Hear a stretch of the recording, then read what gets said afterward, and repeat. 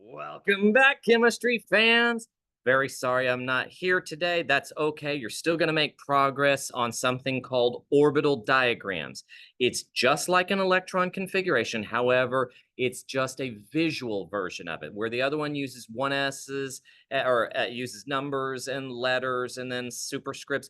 This one gives it all to you. All we have to do is fill in some boxes that match the information we learned from the last class. So not as difficult. However, there is a second part where it's PES. That's a graph that's going to look just like it did before. It looks just like mass spectroscopy, but it's slightly different. And so this time we're proving how we know where the electrons are. We're not talking about the weight, we're talking about the number of electrons. So watch both videos in the lesson today so that you can learn about PES as well as orbital notation. You will have two activities that you have to do. So please don't tell me that you couldn't find the cart that has these boxes on it. These are your four models that you are going to use for one of the activities. And then down below is going to be the orbital notation. I'm sorry, the orbitals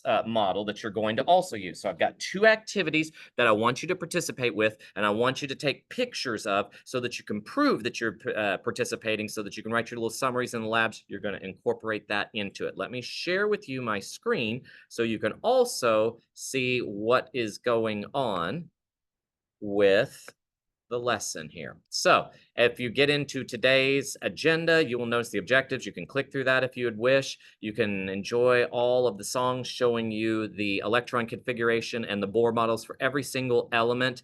There is a warm-up, which I would love for you to practice, please.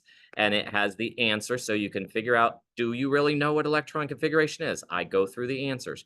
Your test is happening on Thursday. So make sure that you are participating fully so that you are ready for that. You're going to have to turn in your notes. You're going to have to turn in your labs. You're going to have to turn in your practice prep for it. And then you can click over here and you can figure out we're about 16% done with our school year. Great. Here are your notes if you wish to fill them in. Here are your answers in the PowerPoint. These are the two videos that I wish for you to watch. And then you come down to the two videos where I try and instruct you on how to get through the two activities that I have on the cart. Then you got a homework assignment, and it's not two homework assignments, just one. It's just that it happens to be split up onto two videos. Only pay attention to the questions that pertain to today's lessons. So then you have your practice if you have time left over, and you could start putting together your notes and your labs and make sure that everything's there. Don't forget, this is a nice handy little icon here as well. It lists what is going to be on the lab, so you can start checking those off as far as do you need to prepare more. All right, with that said, I am hopeful that you make progress in my absence. I will see you again on Tuesday, and then Thursday we will take the test. Thank you so much for being patient and being polite to the substitute. Thank you. Take care. Bye-bye.